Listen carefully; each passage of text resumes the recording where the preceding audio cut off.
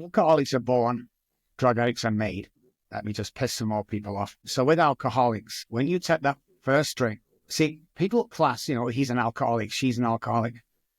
It's not about that, guys. It's generationally. So once the real alcoholic takes, and it skips generations, takes that first alcohol, what happens is that release, that feeling is something that you were always searching. So we take that first drink and it changes instantly. So what happens is because we've never had that in our system before, we're chasing that first thought pattern. When the prefrontal cortex says, give me an answer, the answer it comes up with was the drink. We'll never get that feeling back again because alcohol has never been in our system, but we keep chasing it. It made me feel good. Most alcoholics, when they get to the end, we don't drink. We don't drink to feel good. We drink to stay alive.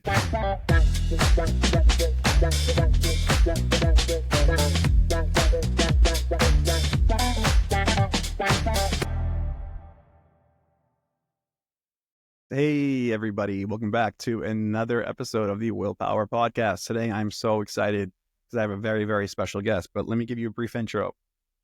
So, today's guest has one of the most fascinating journeys I've ever encountered in the recovery world. Imagine going from playing music at the legendary Abbey Road Studios to earning a PhD from Oxford, only to end up homeless on the streets of Manchester, England. That's exactly what happened to Dr. Robb Kelly before he found his way to recovery and transformed into one of the most unconventional and effective addiction experts in the field. Known as the Gordon Ramsay of Addiction for his direct, no-nonsense approach, Dr. Kelly has helped thousands of others find their way to recovery. But what really caught my attention was his philosophy that the problem is not our drinking, it's our thinking. Dr. Kelly's story reminds us that addiction doesn't discriminate, but more importantly, that recovery is possible no matter how far that we have fallen. So, hi, Dr. Robb. Thank you so much for coming on today. I really appreciate it. Of course, well, it's great to be here, man. Can't wait. It's going to be a good one, guys. It's going to be a good one. It's going to be a good one. Just judging by the glasses, I'm calling it already. So, off air, I just gave you a brief introduction about who I was, in my background. But my first question to you was, someone who has gone through a liver and kidney transplant, and I drank myself to 2 weeks left of life, I'm fascinated by rock bottoms. What was happening in your life the day before you ended up homeless? Oh, wow. I've been doing podcasts for 10 years. I don't know how long, man. Nobody's ever asked that question. I told you I've been following you for a while, so I came prepared for this one. Well, I was in my parents' house. Everything had gone wrong. And the first call, obviously, is the parents. Go back to the home to the parents. I lasted about 2 days there because the rule was no drink. So I was in my old bedroom and I was sneaking beer in from the first day I went in. It might have been 2 or 3 days, I'm not sure. Maybe the second day. And on the third day, my parents found out, and my dad came upstairs 10, 11 o'clock at night time. It's pouring down with rain. It's pitch black back in Manchester, cold. And he just said, this is what he said to me, well, you've got to go, son. Now, he was a quiet man. He was a shy guy. You couldn't really give him a gift or anything for his birthday. You got to give it to mom, and he would open it without anybody being around. So very few words. And that was it. He walked me downstairs. He gave me, I think it was £10, which is probably $100 today. And he closed the door. And I had a little bag of clothes. This £10, and it was pouring down. That was it. I'm like, oh my God. So I took the last tram train into Manchester because I've seen all the homeless in Manchester. I might as well get in a group. And I got off the train, I sat down, and I started to cry. And then I realized that what went wrong? What the hell just went wrong? It's the first time I sat. Never thought I was an alcoholic. Still didn't think I had a problem. I was just there. And that started my 14 months on the streets. Which so you were on the streets for over a year. Yeah, I mean, truth be told, Will, I was brought up on the projects of Section 8 housing, that kind of thing. Mom cleaned other people's houses. Dad worked for the gas corporation, used to, dig the roads. And so I could fight. I could look after myself, studied all the karate, Shotokan, boxing, all that stuff, bodybuilder. So no one would mess with me. But when I got on the street, the more I drank and the less I ate food, my weight dropped and dropped and dropped. So eventually I couldn't really defend myself against bigger guys. And I got all my teeth knocked out, my nose broken 2 or 3 times. And, it was just crazy. But yeah, I got quite comfortable on the streets, to be honest. Really? Yeah. I mean, I know it sounds crazy, but I don't think I've admitted that anywhere else, but I did. I had my routines. I was drunk all day. I'd beat people up coming out of nightclubs, when they went around the corner for the car or something. I'd knock them out, pitch the wallet, go drinking. But yeah, it was just, I thought I'd die in the streets. So that was because I'm thinking about it. I mean, 14 months, and it wasn't like you were. I've listened to a few other interviews you've done, and it's not like you were couch surfing. You were actually living out on the Manchester streets, I think. Yeah, I was sleeping on the buses. I was sleeping in trash cans, the big ones outside companies just to keep warm. Yeah, I mean, people say I was homeless, I stayed with this guy. No, they were literally on the streets, like abandoned. And that trauma alone from that, my kids were taken off me. I lost a house, wife. I lost everything that I had in England was gone. And it was over a period of time, but alcoholics, because of the hypothalamus, we'll get to that later, don't know they have a problem. So when everything, bang, snatched away, they go, what? And yet people have been suffering around you for years and years and just can't take it anymore. Yeah. Yeah, I'm very similar in that regard, whereas you're so lost in the addiction itself that you almost prefer to self-sabotage and then be on your own and try to figure it out while the craziness that's going out there in the world that you're living in. You're living in chaos because I feel like, well, I'm speaking from personal place, but yeah, when I was in the throes of the heaviest of my alcohol addiction, I was at a whole self-sabotage, chaotic life. And that was, now that I'm sober and I have the clarity of a sober mind, the peace almost is like intimidating at times, which is interesting to me. So Dr. Robb, this is something I really wanted to get to early. So the moment outside that liquor store, so I've come across this story. So that moment outside the liquor store, when the shaking stopped, right, from holding that unopened bottle. So the story is, well, actually, you know what, Rob, why don't you tell the story, doctor? So I'm not sure I was homeless now at that time. I think I was, but I'm outside the liquor store. And I think about people who run news agents and liquor stores. This guy knew who I was, Pakistani guy. He must have suffered in his family from it because he understood me and he used to let me in at 5 a.m. They're not supposed to serve hard liquor until 10 a.m. But I was outside one morning. It's snowing. I have a vest on, shorts, a pair of flip-flops, and I'm sweating profusely. I'm also shaking and going into DTs, which means if I don't get to hospital or a drink in probably the next 30 minutes, I'm going to be dead. And I'm shaking and sweating, and I can't really talk properly and really in a mess, man. And he opens the door, walk in, and for whatever reason, which I think was God to teach me a lesson later to go into what it's about, is I put my 10 pounds on the counter, and he put the bottle on the counter, and for every reason, this was my rest. Headache stopped, shake stopped, mood changed, absolutely in a great mood. And I'd not even opened the bottle, I just had opened it.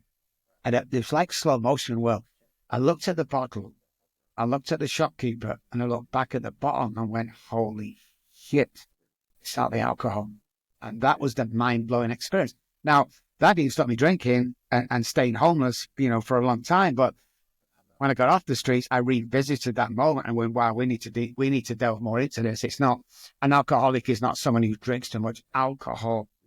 And that really, like, I've got the addictive personality. I'm either all in or I'm all out.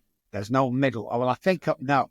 Somebody asked me today to play basketball. No, well, I've never played. Yeah, but no. That's it. I'm either good or that's it.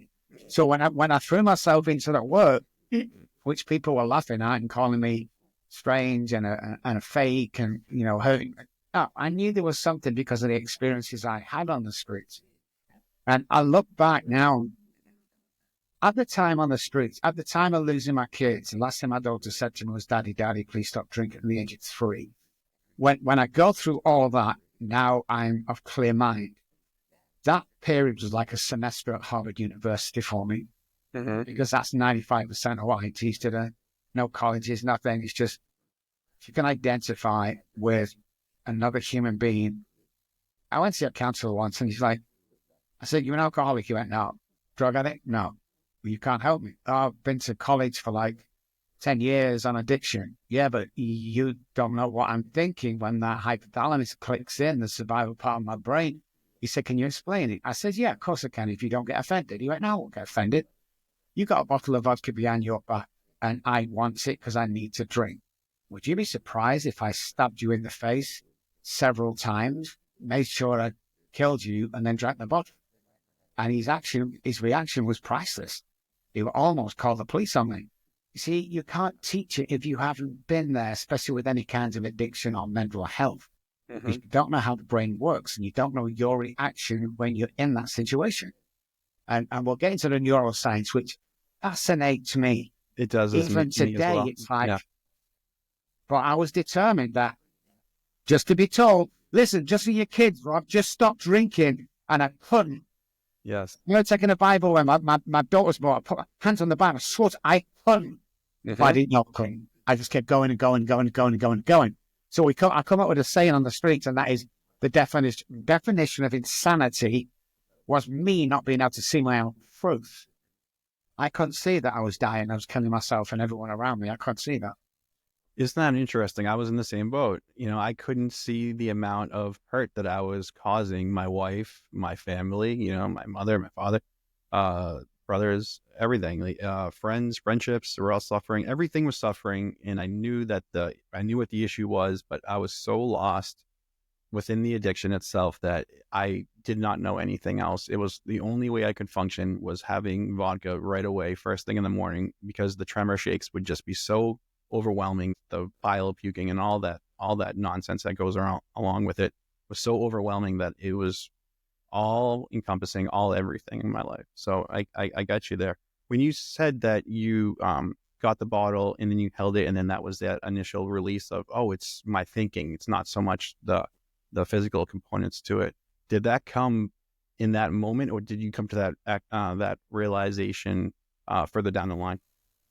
I come to a realization right at the moment that, hey, it's not the alcohol. So then how can I touch a glass with the alcohol inside it and have a reaction to that as if I was drinking it? That's what intrigued me. It's like, how? So that was forgotten about. I got staying on the street still. And when I got off and started working, I went and revisited that and went, okay, why did that happen? No, I don't know anybody that's been through that. I don't know. So yeah, and the realization later on was, like, we study neuroscience as well. We're psychologists, neuroscientists, behavioral scientists. And alcohol has 1% to do with alcoholism. That's what we come up with. And the same with every other addiction is, it's not the problem, it's the symptom by all means, but it's not the problem. The problem goes way deeper than that. And especially with the neuroscience that we know today, the brain acts in ways that 99% of the people listening to us will not understand.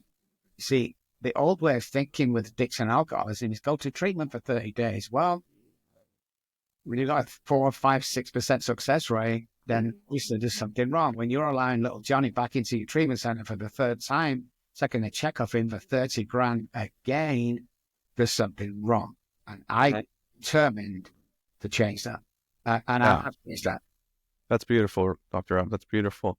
Yeah, it's the thought, isn't it? Because I can remember so many memories of going back in time, thinking when I was driving around, just the feeling of going to the liquor store, the thought, it wasn't even the alcohol that was getting me into trouble at that point. It was the thought that I had that it was okay to drink to alleviate this anxiety, alleviate this feeling of, not feeling fulfilled, not living up to my potential, wanting to escape all my issues. That was the thought was always the most important. And when I went the 125 days sober, which was the longest stint I did before I drank myself to the transplant itself, I noticed those 125 days being so difficult because every time the thought came in, it was like an impulse control that I didn't know. I didn't have the tools in the tool shed to come up with, like, what are the strategies to kind of break these patterns that I'm now using to, things like that. We did our research around that. Everything I say and do was researched or trial or tested. So we got 4 guys that were chronic relapses. and we asked them if, God forbid, you, and this is the early days, God forbid you should ever relapse, would you call me? And what we'll do, me and a friend will pick you up, we'll take you to the liquor store or drug dealer, we'll pay for it, we'll take you back home. Are you good with that? And they all said, yeah. And eventually, you know, that's what they did. And we monitored, we put them on the heart thing, and we put the brain stickers on, we measured the frequencies, and we got them in the car and we took them there. And we gave them the money, went in, they bought the liquor, they got back in the car, we drove them all, they got out and went in. The most intoxicating part of that journey, when the brain was alight and the heartbeat was fast, was the drive to the liquor store. Mm-hmm. So I knew we were onto something right as soon as we did that trial with people. Yeah. For me personally, I was constantly chasing that initial first drink. I think you were talking about from the biology of it, psychology of it all too, is that initial first drink when like the acetaldehyde is breaking down, the liver enzymes and it's hitting the prefrontal cortex, all that stuff, right? Is that the thing that we're chasing? Because that's what it felt like for me. I was just chasing that initial high, that decompression, that decompress of anxiety, alleviating that, and just constantly chasing that until you just get foggier and foggier, and the next thing you know, you just become like a sloppy drunk. And I was always chasing that, and I wonder, like, from your clinical point of view, like, what is that first drink doing to our body that is so alluring? Alcoholics are born, drug addicts are made. Let me just piss some more people off. So with alcoholics, when you take that first drink, see, people class, you know, he's an alcoholic, she's an alcoholic. It's not about that, guys. It's generational. You can trace it back in your family genes and, you know, grandfather and stuff like that. So once the real alcoholic takes, and it skips generations, takes that first alcohol, what happens is that release, that feeling is something that you were always searching, even at the age of 9. When I took mine, I never fit in, I never felt good enough, all that stuff. So we take that first drink and it changes instantly. I was on stage in Liverpool, UK with my auntie and uncle. I had a musical family. So at the age of 9, I'm playing bass. And that's when I took my first drink. And all bets were off for me. This was it. It changed my life. Went on the second half. I was like Barry with a bass guitar. It was just crazy. So what happens is, because we've never had that in our system before, we're chasing that first thought pattern. When the prefrontal cortex says, give me an answer, the answer it comes up with, what's the drink that my uncle gave me, we'll never get that feeling back again, because alcohol has never been in our system, but we keep chasing it. It made me feel good. Most alcoholics, when they get to the end, we don't drink. We don't drink to feel good. We drink to stay alive. Yes. And again, we go back to the hypothalamus with that. It's just like, it's the biggest killer of human beings against cancer. You could have cancer, lung cancer. You could have everything that you could imagine together. Alcohol and drugs kill more, but it's not reported. How do we know that? Well, we did our studies in Richardson Hospital outside Dallas, where we were allowed to study patients Friday and Saturday night coming in. 95% of people walked through the doors with intoxicated or were filled with drugs. Out of that 95%, 60% was recorded. Out of the 60%, 3% died. The hospital results said nobody died of alcoholism or addiction. It was a car crash. It was, you know, a chip fire. It was all this stuff, and it's just not being reported. So when you get, like, if I ask somebody now, do you know someone's got cancer? No, but my friend does. Do you know somebody has an alcohol or drug problem? Yeah. Everyone knows somebody. And if you don't, it's probably you. That's how rife it is in the world. And yet, you know, the taxes that we collect on it, it's just absolutely crazy. No one's going to stop it. But yeah, it's hideous, man, when you get into the figures and the facts behind this multi-trillion-dollar companies. That's interesting. You mentioned the family aspect of the biological component to it, because with the literature I've been reading in the past year to year and a half, you know, I feel like a lot of people in research and in clinical studies and things are actually kind of shying away from the biological component. But for me personally, my father was a huge drinker. His father was a huge drinker. It was always in the home. It almost seemed like once I had that first drink and I was chasing that initial high, and I was doing that for the rest of my life, pretty much from the age of 14 to 36 is when I had the transplant. So I wonder, what camp do you fall into? Is there actually a biological component to it, or is it a self-made thing that either stems from childhood trauma or other avenues? You can't drink yourself into becoming an alcoholic. You either are or you're not. You're either pregnant or you're not. It's not the same as drug addiction. So it's traced back. But what we've got to be careful of is it skips generations. My brother and sister, no problem. But when we get to dad's dad and his dad, you start hearing sayings like, "Oh, grandfather liked to drink." You know, you don't hear that. "Oh, grandfather's an alcoholic. There's alcoholism in the family." Because it's only over the last 15 that I know of years, 10, 15 years, that people have come out and go, "Yeah, I have a problem here," because nobody would come forward because it was weak. You know, it was all this crazy stuff. But there are people who abuse alcohol, who love taking it, who absolutely are heavy drinkers that don't particularly want to stop because of the childhood trauma. They're not alcoholic. And they can stop given a sufficient reason. You know, alcoholics can't stop once they get to a certain point. So when I hear people go, "I got one day, decided not to drink," you were a heavy drinker, man. You abused alcohol, whatever you want to call it, because the real alcoholic, when he gets to a point, he can't stop. And I'll tell you why he can't stop. It's down. 3 parts of the brain differ in alcoholics. This is why we're born this way. I'm allergic to the ethanol in alcohol, number 1. Secondly, my hypothalamus, the part of the brain that's the survival part, it tells us in no certain words that you have to drink water and you have to eat food to survive. That's it. It's a normal functioning part of the brain. With alcoholics, this is what happens over the period of time. My drinking career, I called it the hypothalamus, the survival part of the brain, tells the alcoholic to drink alcohol only. That's why we can go days or weeks without food or water. But we can't, when the brain's telling us if you don't drink alcohol, and when you're drinking alcohol, you're worrying where the next bottle of alcohol and everything else around you, you're hurting, but your brain is focused on drinking alcohol. That's why it's a disease. It's taken away from you. Then the basal ganglia, our repetition, strength, and confirms part of the brain with alcoholics and drug addicts, is really crazy because it's at default self-sabotage. So if you imagine a clock face, 12 o'clock, you might go drinking, 10 after, you can't stop, and 20 after, you try and stop, you get the kids back, 1:30, the wife comes back, 22, you get that new job, and at 10 to the hour, you self-sabotage. Nobody can give you a reason why they did that because it's all tucked nicely away in the brain. You can't even see it. But they wonder why don't you relapse it? It's because the childhood trauma, which is the gateway drug, has not been healed, and the repetition strengthened part of the brain has not been healed.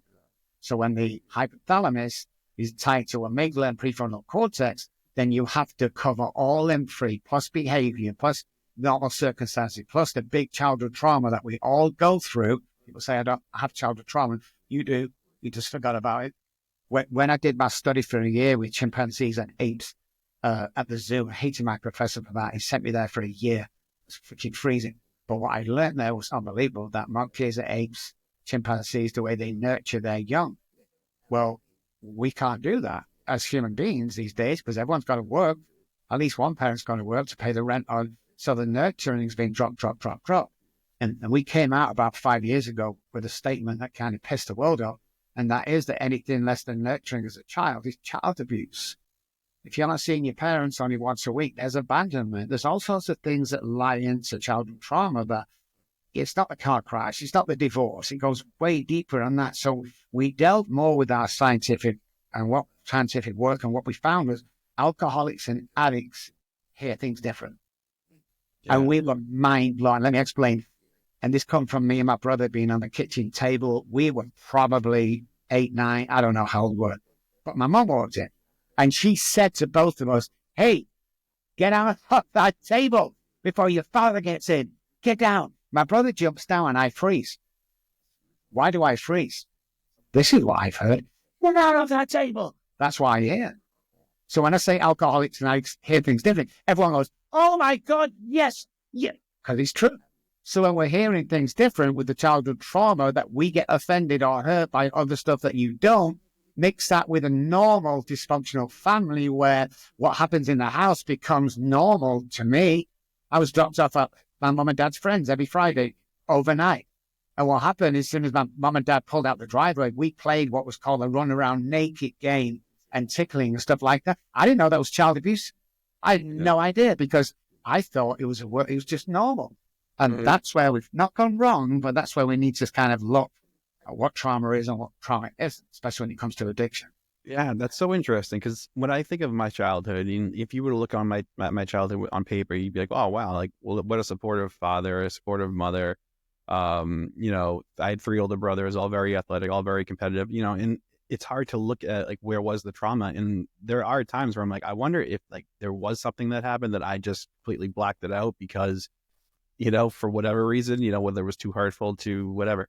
And that was, you know, the foundation of something that was going to rear its ugly head at, you know, in my 30s with the alcohol addiction itself. But I think the only way you can actually get to those underlying issues of the foundation of the childhood trauma is by, what would you recommend? Just a therapy, inner work? Like what, how do you get to that? Like, how do you find like when it's not as easy as finding it? Like, I guess not as easy. I'm not saying yours was at all, but for me, like, I don't know. You know, so how do you get there?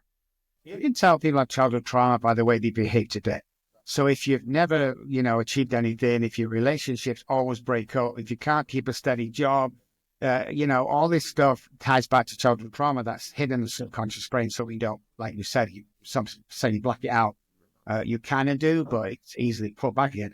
We use tools like 9D breathwork therapy, brain spotting, NLP, EMDR, psychology, behavioral science, all the tools that we use. And we change from the inside out. So once we fix these problems, and if you know what you're doing, it's not that hard. But the work that we do, nobody else is really doing right now because we were called the crazy guys 10 years ago. But we see it working every single day is that once you change patterns around you, if you get like an easy one, if you walk into the practice, there's like 10 people here. If all 10 people are high-fiving you, you feel good, they're hugging you, and all that stuff, you're going to change automatically from a depressed state into a good state. So how do we research that a group of people has an effect on one, right? And no, one can't have an effect on, well, we brought 10 patients in, well, 9 actors on 1 patient, but the patient thought everyone else was patients. But we told them actors in the waiting room that every 45 seconds a buzzer's going to go off. And we want you to do is stand up for 5 seconds and sit down. That's all. We're going to call you one by one. So the real patient we brought in going, hey, come in, I'm going to give you a free session with this new thing we found. So she had no idea what was going on. Everyone was set. We had cameras in there. The 9 people stood up. She's on her phone and she's like, everyone sits down. Second buzzer. Everyone stood up. Now the phone is kind of put away and she's like looking around the room. Everyone sits down. Third buzzer. She stood up with everybody else, which was interesting. One by one, the patients got called, or the actors got called as the back, and she was the only one in the waiting room. She stood up. So when you come into practice, everything here in all 5 practices around the world is kind of worked out straight away. Like if you're a Dallas Cowboy fan in Texas, and we do your research on you for brand new patients, we find out he likes Dallas Cowboys. We find out he likes Diet Coke or whatever it is.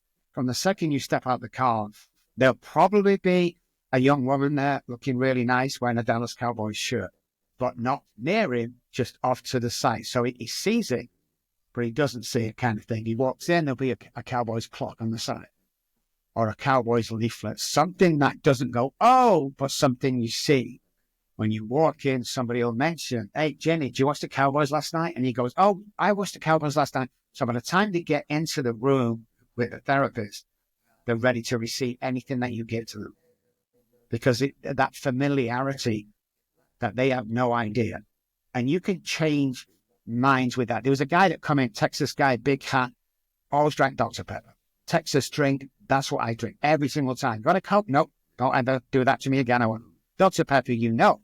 So I said to him one day, can we just do a little thing with you? Like, I want to try something. He went, yeah, whatever you want. So I said, my drive's going to take you out. I was going to take you around the city, you know, show him a few things, bring you back. He said, brilliant. So what we did is when he got in the elevator, there was a poster with Diet Coke on it. When he went out, there was a discarded can in the hedge where he had to walk back with an empty Diet Coke. We took him past 3 billboards advertising Diet Coke. We never said anything. We held a different conversation in the car. When we got back, there was a girl there with Diet Coke t-shirt on in the elevator. He walked into the office. My girl said, what do you want? Do you want Dr. Pepper, he said, oh no, let me try with them Diet Cokes. This is the subliminal work around addiction that's needed. Because if I come to you, well, in your time, and go, listen, you need to stop drinking, we're not going to do that. But when you start planting subliminal, like the 90 therapy hours, 9 subliminal messages around a solid voice and music in the background. So you're getting subliminal 9 messages around you to recircuit the brain. If you don't repattern the brain, if you don't heal the neural pathways, most people walk around about 55% of the capability because of childhood trauma. You know, be good enough, blonde enough, tall enough, thin enough. That's what we get told. You know, oh, don't be silly. You can't write a book, Robert. What do you think you are? You're not an author. So I never wrote a book. But when I surrounded myself with the guys that I want to be, 4 years ago when I moved to San Antonio, first 3 months I was there, I told people my dream and they all were crazy. Why haven't you wrote a book? This is disgusting. People are dying out there. So I wrote a book. So you've got to clear not only the trauma, but your current day situation. Because if you're hanging around 9 depressed people, guess what? You're going to become the 10th. Yeah. That's very remarkable, because I'm thinking back on my own personal experiences and how similar situations put you in similar positions. And in the subliminal aspect of that story too was really interesting, like how prevalent it is in our society, in our world. Like alcohol ads are everywhere. And yeah, I think they might be on the decline a little bit with the younger generations, but I'm sure those numbers will reach back up once marijuana and alcohol, meet heads. I'm wondering, how much of that subliminal advertising that you see on, football ads, whatever, wherever it is, plays a part with the addict. 100%. I mean, these days you could be letting anything. There was Coca-Cola that tried it many years ago and they got banned and sued, and we made sure we never, the companies made sure they never did it again. And that was to put 1 or 2 frames of a Coca-Cola bottle in a cinema in the movies. And at the halftime break they ran out of Coca-Cola because of subliminal messages. Whether they drank tea or coffee, water, they ordered a Coca-Cola at the stand outside. So there's all sorts of ways to change and break that. Life's about a couple of things: math, patterns, behavior. When we come down to today's function, then we get into these patterns, and the basal ganglia picks it up, and then we self-sabotage.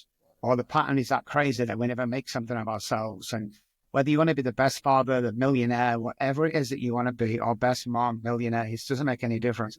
You can do that when you look at the mind, which is mind over matter. So the brain's matter, mind over matter. You can program this guy every single day to make sure you perform at your best. 100%. 9,500 patients down, millions of people with my books and my TV stuff. And everybody understands that you can change. You can 100% change. You want to be a CEO? Do you know what they used to say to me years ago, Will? I used to say, you can be anybody you want to be. About 10 years ago, well, I can't be president of the United States. They all used to say that to me. Let's forget the political views. I'm not into politics. We had a freaking business to run the country for 4 years. Don't dare tell me you can't achieve your dream. It's not true. Somebody's put that there. Yeah. Somebody's put that there. And the answer to that, guys, if you don't know by now, is says who? Oh, you can't get that job. Says who?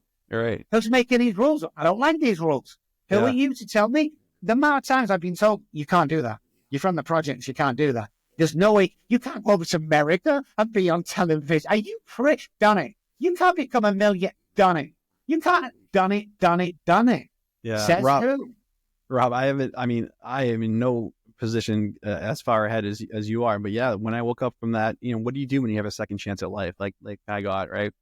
I'm not a public person. I'm not, not like that kind of person. And then I'm like, you know what? I'm going to start a channel just to give back to the community that I was in and suffering for such a long time. And now I want to give back. And that's when I started my channel, actually, at the end of August. So yeah, but I encounter that too. Like, you can't do this. Like, aren't you going to jeopardize your teaching career if I do that? It's like, well, I'm still getting interviews. I'm still doing the things. It doesn't seem to be that big of an issue. And the vulnerability aspect of it, I feel like, is welcoming. Almost once you get out of your own way and you speak your truth and you become the vulnerable person that it takes to grow. I feel like that opens doors for you. It does. And the way you got to think, guys, alcoholics are addicts. It's not an affliction. It's a freaking superpower. We're the only people that get 2 lives in one lifetime. That's true. Why not would you not go for it for the second? Why not would you not push that envelope so far? Why not, build this life? Because the brain does no difference between true and false. You can make it true by just acting that way and thinking that way. I mean, I thought money's going to solve everything for me. Well, I'm like, if I just get I said to my wife when I came over it, an American wife, I just get 10 grand in the bank. I can, just get 50 grand. I'll just get 100, 100 grand. 250,000, Janet, and I'm done. Not going to worry. It's $500,000. Now, $1 million. No, 5 million, 10 million. It was just never enough. Mm-hmm. So what I pride myself today on having is, first of all, I don't give a shit what anybody says about me. And it's really hard to get there. People say they don't, but they do. Mm-hmm. And the second one is, and the most proudest of all of this is, I have a lot of things that most people don't have, and that is enough. Yeah, and that's hard. That's a lot. That's really hard for people to come to that actualization that, enough is enough. That's why practicing mindfulness, meditation, that's such a key component. Breath work, you mentioned earlier, those things are such remarkable tools to have in your arsenal when you're battling something like an addiction, or just not even an addiction, just battling your life, because life is hard, right? It is hard. Right. Yeah, sure. It doesn't matter how much money you have. Dr. Robb, what do you think the most counterintuitive thing that you've learned about addiction that completely changed how you help people? I think it was that you can recover 100%. I don't care where you're from how bad you are, what alcoholic or what, that you can change. And nobody can stop you when you do it. I mean, I've seen that constantly throughout all the patients that I've seen over the years. Once you believe, I got a lot of people who laugh at the first day. They go, "You're going to do what?" "I'm going to do this with you." Yeah, bullshit. No, not bullshit. We're the only company in the world that offer a money guarantee if you relapse. So let's start. And after the first day, they go, "Holy shit." You see, a lot of people have not been validated or approved from the trauma in the past.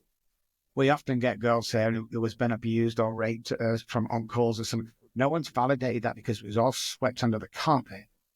So when you validate somebody for saying, it happened, I validate you for that act because it happened.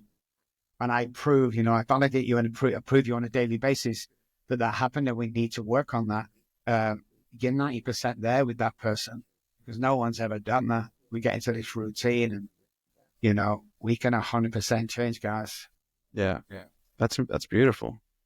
When you say that the problem isn't our drinking, it's our thinking, and I feel like we've kind of gotten to that, but what's the most radical way that you've seen someone have to change their thinking to get sober? There's been I deal with a lot of A-list celebrities, movie stars, actors, stuff like that. And one of the hardest things to do to get well is being wealthy or famous. It's hard. It's hard for them to do because first of all, we have a strict policy that I can fire you at any one time and you do not get a refund. We hold that against, and we have 5 movie stars and, you can't do that to me, watch me. I can't do that. So we have a strict program that when you get off the plane, if you're a high flyer, you get off the plane, we have a 10-minute talk of this, so it's going to go down. I don't give a shit who you are. You think it's going to change right now. I'm not a yes man. I will fire you on the spot. If I could mention names right now who we fired, you'd be aghast. But we don't. This is your life we're talking. If you think you're going to come here and bask in a sauna like, the wealthy treatment centers and then come out and if you think you're going to do that here, you are mistaken. I'm not impressed by anybody. I don't need your money. So don't even, while I wait, I don't give a shit. Why I don't get involved in that. I don't care. If you're not up for it, you're not up for it. We'll send you on. If you do something crazy while you're in our care, you got to text in 4 times a day is one of them. If you text in late on 1 time, that's 1 strike. You get 3 strikes, we're done with it. What, your phone number's cut off? Oh, well, you give up on it. Shut up, you. You don't know what you're talking about, guys. Give up on himself. This is life or death for people that come here. If they come here and you haven't been to treatment, we tell you to go to treatment. Go, use your insurance, go to treatment. And brilliant. And if you don't, come back to us. Well, you can't do that. I mean, you're losing money. I'm not losing shit. What I have is a reputation of being a hard ass. You either like me or you don't. I'll tell you something. I'm the one that guarantees your parents when you come in here that you're going to be okay. So unless I can guarantee you're going to be okay, I ain't touching you with a barge pole. Is that where that Gordon Ramsay connection came into Yes, play? yes. Well, Gordon's a friend of mine. So he was best man at the wedding. He's a really nice guy. But yeah, it's like, I'm outside here, I'm quiet. I sit at home, I've got 3 English bulldogs, a cat, beautiful wife. We have a lot of toys around us because, God's been good to us. But at the end of the day, this is my industry and this is my game. And we can't get you 100% well. Because I'm not going back to your parents after a month telling them that you passed away in my freaking waiting room on heroin or something. I'm not doing that shit, So I'm either going to go back, you're going to work there, you're not. And we have a bunch of people, and we have a bunch of care people around us. So before somebody says, oh, what about the guys that want to come back, keep coming back? We have a bunch of people for that and therapists for that, don't get me wrong. But for me, no, you're not playing that. I'm not playing that game with you. It's life. You see it in AA. I used to go to AA. I got sober in AA. I love AA. But you see, I've stopped going today because there are people in it. You go, oh, Rob, can you get little Johnny a coffee? He's relapsed. No, I can't get fucking Johnny a cup of coffee. Johnny, why aren't you on the same program that got me to a different place? Why do you keep doing this? There's a reason why you keep doing this.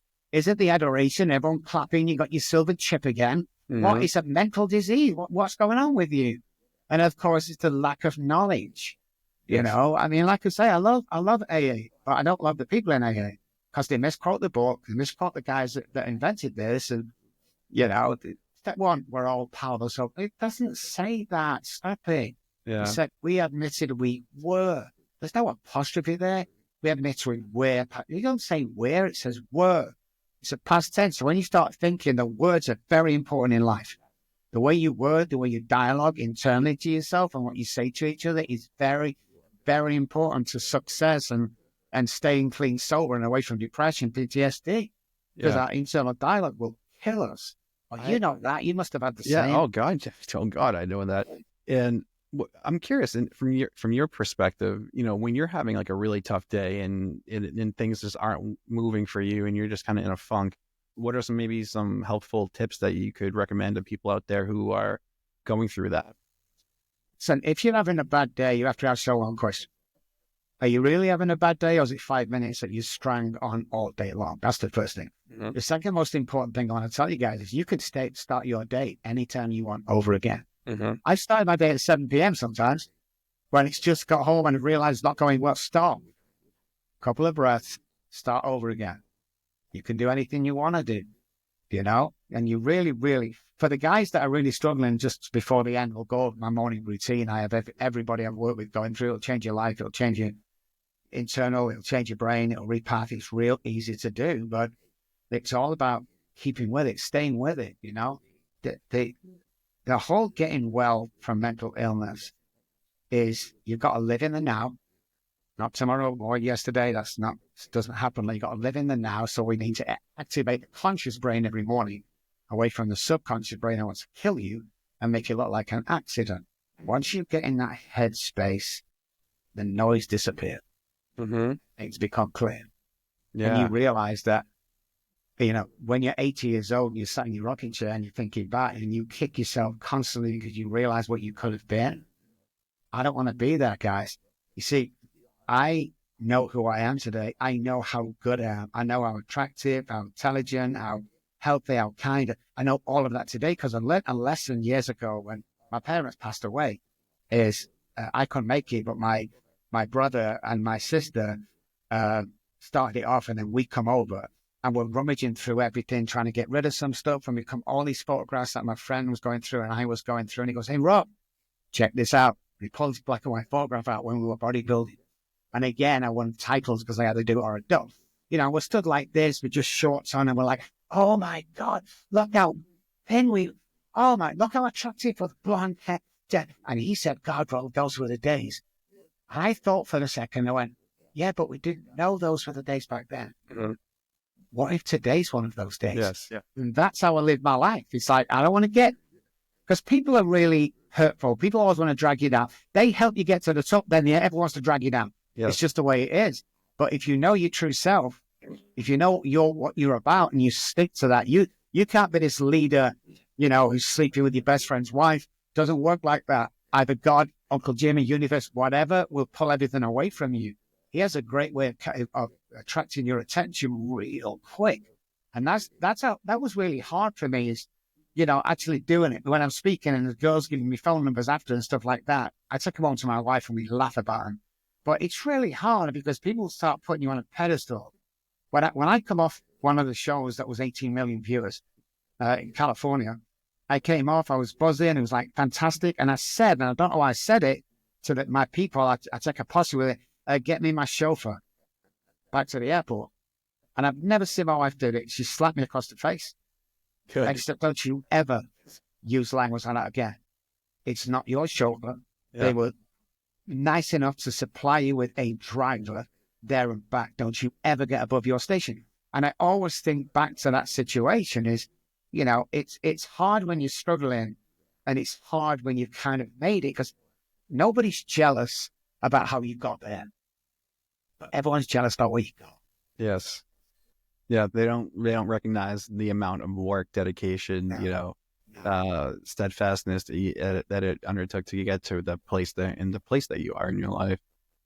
What's something about addiction that even you, with all your experience, all your years of knowledge, you still find puzzling?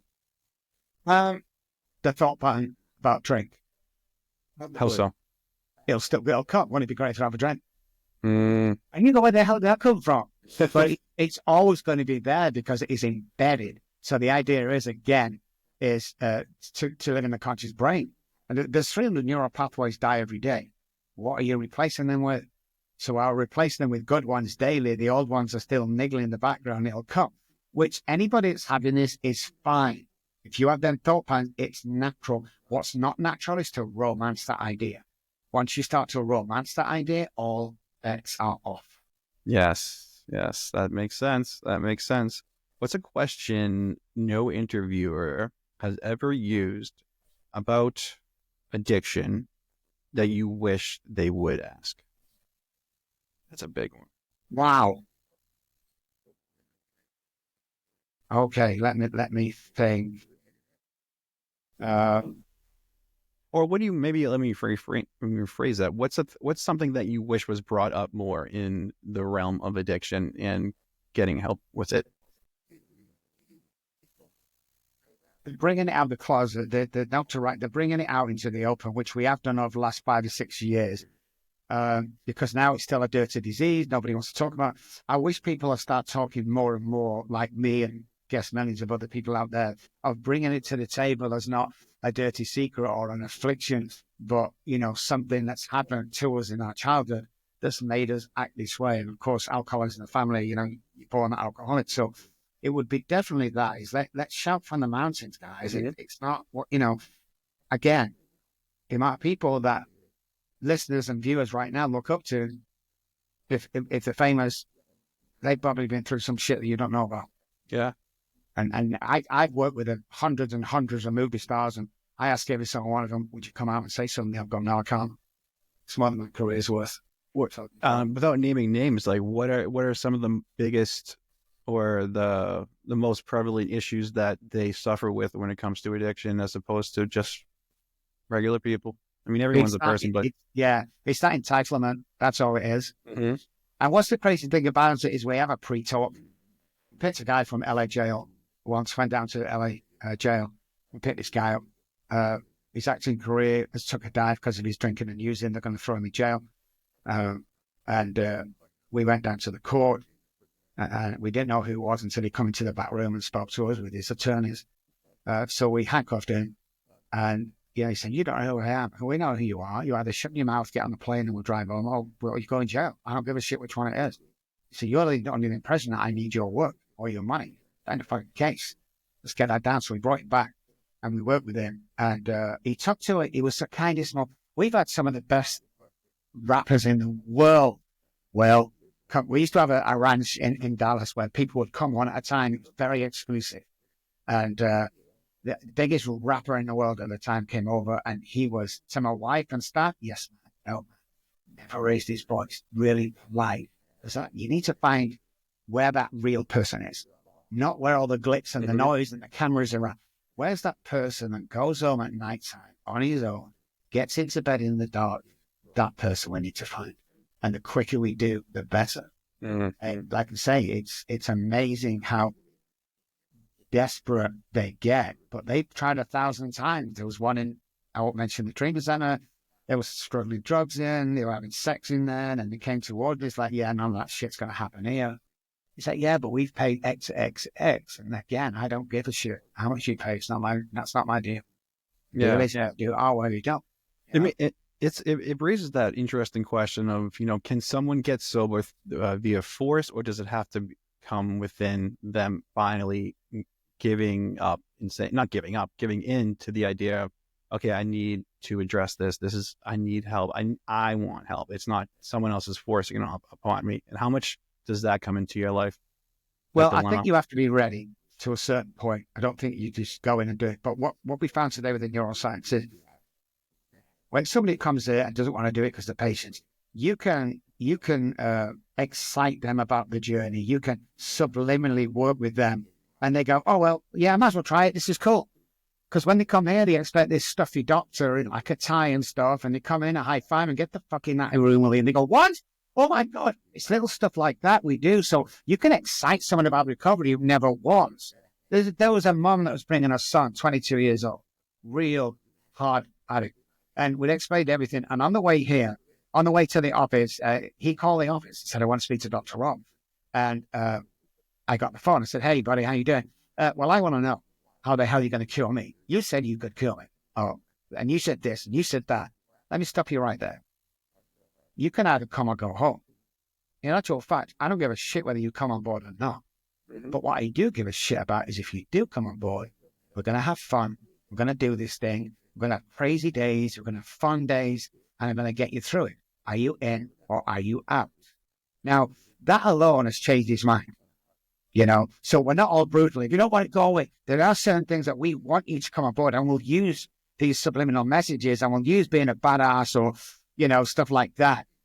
Because when somebody comes in, we do research. So we look at mom and dad's bringing son in. Okay, we do research, Facebook or whatever, find out he likes Nike shoes, Nike sneakers. So I'll go out and buy Nike sneakers for when he comes in. So when he comes in, we're on the same level straight away. But, the average person, I wasn't ready until I was ready, Will, and the same for you. So, if you're just not going to make an attempt to come into the office, there's nothing I can do for you. And wives call in the office all the time. My husband doesn't want help. What can I do? And the answer is, do you have children?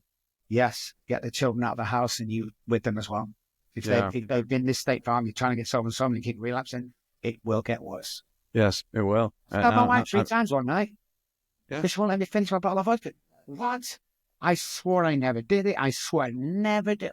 That's what happens, guys, because we're insane.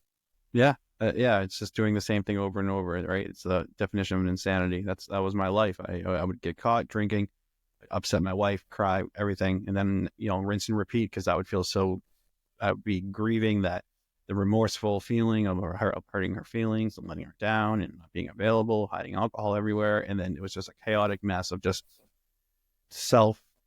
deprecating everything. My life was just a complete mess. So I want to be mindful of the time here. I know how precious your time is, Dr. Robb. No, we'll stay up the rest of the day. Come on, let's do it. Yeah, let's do it. All right. Well, my next question I wanted to ask you was, what would you want someone who's listening, watching this right now, to know, who's afraid to admit that they need help, to know? I need you guys to start dialogue with your best friend, with your girlfriend, wife, husband, or whatever it is. I want you to intimately have that conversation and be vulnerable. You don't have to be vulnerable in front of people. You don't have to go to meetings or church if you don't want to. You don't have to do nothing. But be vulnerable with one person, and if the spouse, wants some advice as well, be kind, be understanding to a certain point. So you can either enable or you can either help to a certain point. But I'm telling you now, guys, everybody that's come through addiction and alcoholism has a great second life, and they're meant to be here to live that second life. And it's beautiful. It's amazing. It's 100% guaranteed, man. You've got to be careful you're listening to where you're getting your information and what's the source around that information. So, if you've got a hater on Facebook, for instance, and he's like, and you're tracing, and he's living in a 1-bedroom apartment without, broken down, and he's not got anything, and messages is throwing him out, the kids never see him, then you're not going to take advice from that guy because the source isn't good. you know? And of course, you can always call here. We have my wife and two of her assistants. They have all day long, and all they do is they have a laugh in the office, and they answer calls for distraught wives and parents and stuff like that. And they'll spend all day if they need to on the phone with you. It's not going to cost you a dime, you know, because of what I went through with my parents. It's like parents don't know, and they're being told all sorts of shit.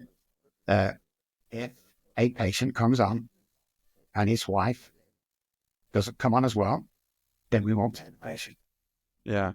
Family dysfunction ties to the family system, and we get the wife all the time. Well, it's not nothing to do with me. It's not my problem. His problem. Okay, Mrs. Smith, can you explain this to me, please? Why do you allow your husband to come on 2 or 3 times a week, get into a physical fight with you in front of your children? Why do you get the tears start? It's like when we did our testing on PTSD, we did testing from guys coming back from Afghanistan. Thank you for your service, guys. And a woman living in a violent, alcoholic, dysfunctional household. And the signs and the pain and the trauma from that was exactly the same from the wife to the subject. Wow. Going through this, if you're in this situation, you're suffering from PTSD, you walk away with PTSD, and that will affect you for the rest of your life. Mm-hmm. It really will. And not only that, it will affect your kids. Oh, yeah. A young girl grows up in a house that's dysfunctional. Dad comes home, did what I just said. And when she leaves the house, her energy will attract the same guy. It does the same to her, to the extent that if she finds a good guy, she'll self-sabotage that relationship because it doesn't feel normal.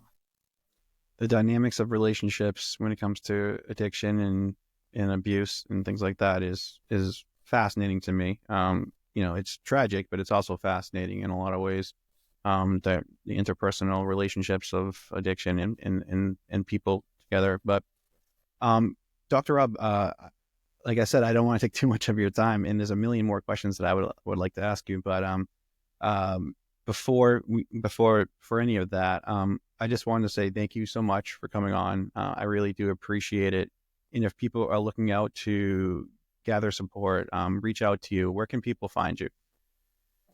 If you're just listening and not watching, I spell my name with 2 B's, ROBBKELY.com is the website. Dr. Robb Kelly in any search engine. We're on all the platforms. Just because he's well Gordon and he's amazing. I have a book out there called The Last Thing My Daughter Said to Me, Daddy, Please Stop Drinking. After 30 years of estrangement, we got back together 4 years ago. She introduced me to my 3-month-old granddaughter, and she's my lead therapist in my Manchester office. So don't go and buy it on Amazon. The first 5 people that message me or will say you listen to the show, I'm gonna send you a free book. I'm gonna pay for the shipping. I'm gonna sign it personally to you on one condition: A, you mention the show, and B, you give it to somebody else when you're done with it. All right, you heard it here, folks. You heard it here, folks. And let me give this real quick. I promise I'll give you something at the end that people can change their lives from tomorrow. One of the reasons why nobody's woke up laughing ever in the world is lack of oxygen. Now, the subconscious brain thrives on hypoxic situations. So the subconscious brain, between the hours of 2 and 5 in the morning on a normal circadian sleep pattern, is when our body is at its most repair and oxygen is low. So when we wake up, the subconscious brain wakes us up. This is the guy who wants to kill you, make you look like an accident. Okay? The conscious brain thrives on oxygen. So when you get up in the morning tomorrow, guys, I want you to do this. Hold on to the bed or sit down. I want you to do 3 things. First of all, let's get the oxygen around our body. Let's ignite that oxygen around our body. It's amazing. I want you to take 20 exaggerated breaths in and out first thing in the morning. Hold on. 20 of those. Let's flood the body with oxygen. And what happens, first of all, you're going to feel good. Like, you don't feel good for going to the gym for lifting weights. It's this between the set. That's why you feel good, because you're getting the oxygen in. We only breathe 45% of our lung capacity. So get the oxygen in and out. Start feeling good, okay? Conscious brain is there. Subconscious brain is gone. For the 24 hours, parts of the brain reset in 24 hours. It's not an AA thing, goes way before that, okay? So while this guy's thriving today, living in the now, this guy's still going to wake you up tomorrow morning. So we're conscious, the brain up, we're ready to go, we're alert, walk into the bathroom.